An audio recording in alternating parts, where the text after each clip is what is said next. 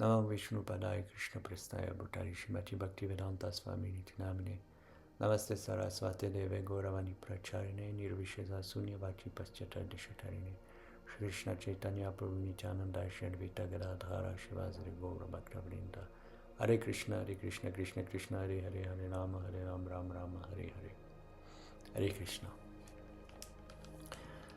Donc, dans la vidéo précédente, nous avons vu que servir les Bhagavatas ou servir les dévots, les pratiquants, permet d'établir la personne suprême dans le cœur.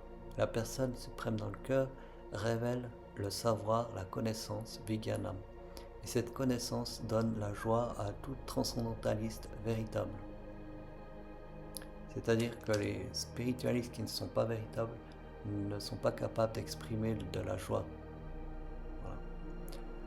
Donc, je vais réciter ces versets afin de réviser donc, ce qu'on a vu dans la vidéo précédente. Shushrusha Shradhadanasya Vasudeva Kataruchi Sanmahatsevayat Vipra Punyatirtani Sevana Shrinvattam Svakata Krishna Punyashravana Kirtana Rijyantastoya Bhadrani Vidunoti Suritsatam Nastaprayasva Bhadreshu Nityam Bhagavat Sevaya Bhagavat Yutamashloke Bhakti Bhavati Naishtiki Tadarajastamodbhavam Kamalo Bhadayaschaye Cheta Eter Anavidam Stitva Sattvat Prasidati Evam Prasanna Manaso Bhagavat Bhakti Yogata Bhagavat Tattva Vijnanam Mukta Sangasya Jayate Vidyate Ridyata Grantis Chijante Sarva Samshayaha Kshiyante Sarva Karmani Krista Evat Manishvare. Donc, maintenant nous allons entamer l'analyse et l'explication des versets suivants, c'est-à-dire du chapitre 3 du Bhagavad Purana, son 1. Donc, Iti Chamsakara Pumsa Krishnastu Bhagavan Svayam Indrari Vyakulam Lokam Vridayanti Yuge Yuge. Donc ce verset explique la nature de la personne suprême. Iti Chamsa Kala Pumsaha, toutes ces incarnations sont des parties ou des reflets de la personne suprême. Krishnastu Bhagavan Svayam. Mais Krishna est la personne suprême elle-même en personne. Indrari Vyakulam Lokam. Donc il vient soulager le monde harcelé par les démons ou les ennemis de Indra. Mridayanti Yuge Yuge. Donc il les élimine et il apparaît ainsi d'époque en époque.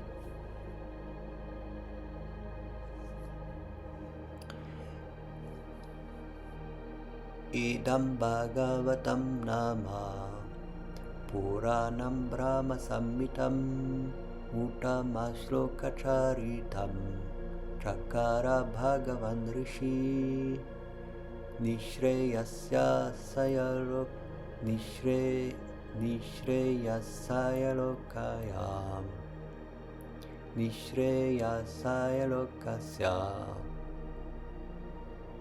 Dhanyam Svastiyaya Namahat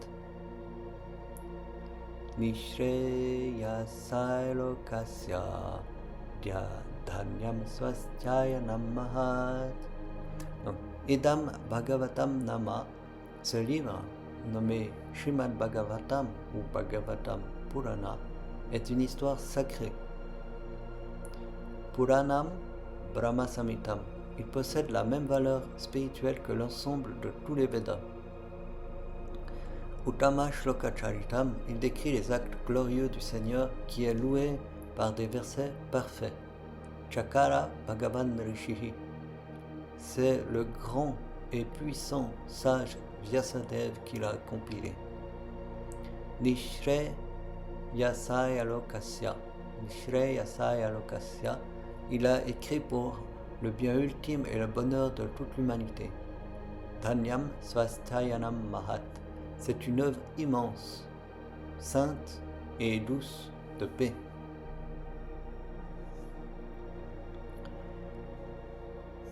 Krishna Svathamopagate Dharma Gyanadibisaha Kalo Nastadrisham Mesa Puranarko Dunodita.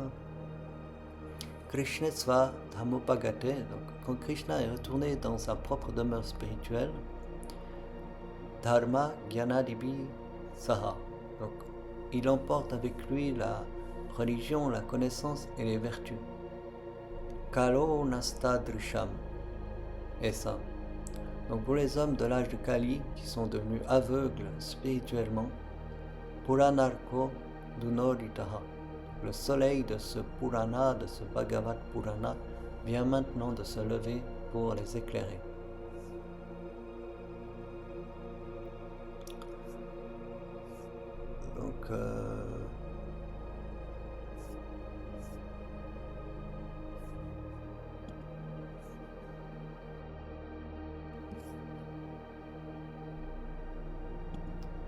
Donc, je vais maintenant procéder à une explication brève quand même de ces versets du chapitre 3. Donc, le premier verset concerne l'identité suprême de Krishna. Iti chamsa kala pumsa Krishna stu Bhagavan Svayam. Dans ce chapitre, donc, le sage Sutta Goswami vient d'énumérer une longue liste d'incarnations divines comme Vamana, Ram, Vyasadev, Matsya, etc. Ce verset arrive comme une conclusion, une clé de voûte. Donc, et ce texte nous sépare clairement les notions d'avatar et d'avatari.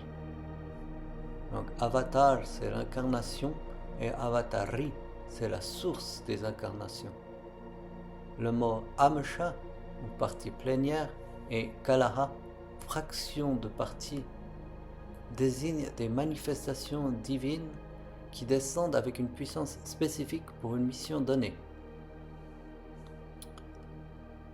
Donc, l'expression Krishna stu Bhagavan Svayam tranche définitivement donc que Krishna n'est pas une émanation parmi d'autres, il est la source originelle, la personne suprême elle-même en personne. Pour les écoles philosophiques du Vaishnavisme, notamment dans la Gaudiya Vaishnava, ce verset est la phrase maîtresse qui gouverne et éclaire tout le reste du texte. Donc, ce verset également précise que toutes ces formes d'avatar apparaissent lorsque le monde est perturbé par les forces matérialistes et démoniaques. Indrari Vyakulam. Donc, Dieu descend sous différentes formes, d'âge en âge, yuga yuga, pour rétablir l'équilibre et protéger ceux qui cherchent la vérité spirituelle. Idam Bhagavatam Nama Puranam Brahma Samhitam. Dans ce deuxième verset, nous pouvons voir en fait comme le Bhagavatam comme une incarnation littéraire de Dieu. Donc, une nature non différente de Dieu. Donc, après avoir établi que Krishna, qui est Krishna donc l'expression Brahma Samhitam signifie qu'il a la même stature spirituelle et la même autorité que l'ensemble des Védas. Il ne s'agit donc pas d'un simple recueil de mythologie, mais d'une contrepartie sonore et littéraire de la divinité de la personne suprême. Donc cette œuvre a été compilé par Vyasadeva Bhagavan Rishihi, une incarnation littéraire donc, de Dieu, et il l'a rédigé dans sa pleine maturité spirituelle dans un but bien précis, le bien ultime de toute l'humanité, Nishreya Sayalokasya, pour le bien de l'humanité entière.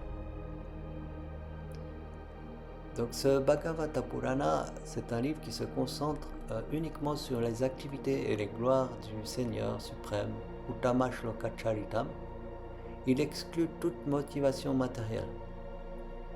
Par exemple, recherche de richesse, de pouvoir ou de moralité purement mondaine, pour n'offrir que la pure dévotion bhakti qui apporte la paix intérieure totale et la fortune spirituelle, Svastyayanam. Krishna Svadhamopagate Dharma Gyanadibi Saha. Donc, le flambeau dans l'obscurité de l'âge de Kali. Donc ce verset explique le départ de Krishna. Donc ce verset est un pont entre l'histoire ancienne et notre réalité présente. Lorsque Krishna a terminé ses activités sur terre, il est retourné dans son royaume spirituel. Svadhamo Pagate. Svadham Upagate. Donc ce texte précise qu'il a emporté avec lui les principes de la religion, dharma, et de la connaissance pure, jnana, en disant dharma jnanadibi saha. Donc Krishna svadhamopagate dharma jnanadibi saha.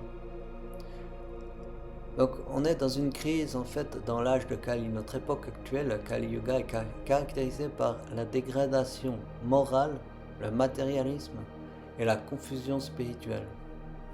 Les êtres humains de cette ère sont qualifiés de Nastadrisham, c'est-à-dire littéralement de ceux qui ont perdu leur vision. Nasta détruit, Drisham la vision. Donc ils ont perdu la vision dans l'âge de Kali. Sans la présence physique de Dieu et face à l'affaiblissement de la spiritualité, l'humanité avance à l'aveugle dans l'obscurité du doute et de l'illusion. Donc, la solution dans ce verset, une solution lumineuse, se termine par un immense espoir. Dieu n'a pas laissé le monde sans guide. Le Bhagavata Purana, ou Srimad Bhagavatam, est comparé à un soleil qui vient de se lever, Puranarko Dunoditaha. Cela signifie que toute personne cherchant la lumière spirituelle, la vérité ou la présence de la personne suprême de Krishna à notre époque peut la trouver en étudiant et en écoutant ce Purana sacré. Le livre donc remplace la présence physique du Seigneur et dissipe les ténèbres de l'ère du Kali Yuga.